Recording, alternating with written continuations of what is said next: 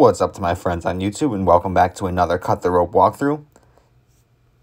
Today I will be walking you through level 1 on Foil Box. Now this is the third box of the Cut the Rope series on season 1 and the first level, and I actually have a playlist with all the other levels before this, and I'm going through the levels after this as well. It'll be linked at the top of the description down below. If you need help on any other levels, feel free to click on that. But as for today's video, let's hop into level 1 on Foil Box, and I will show you exactly what you need to do to get the 3 stars.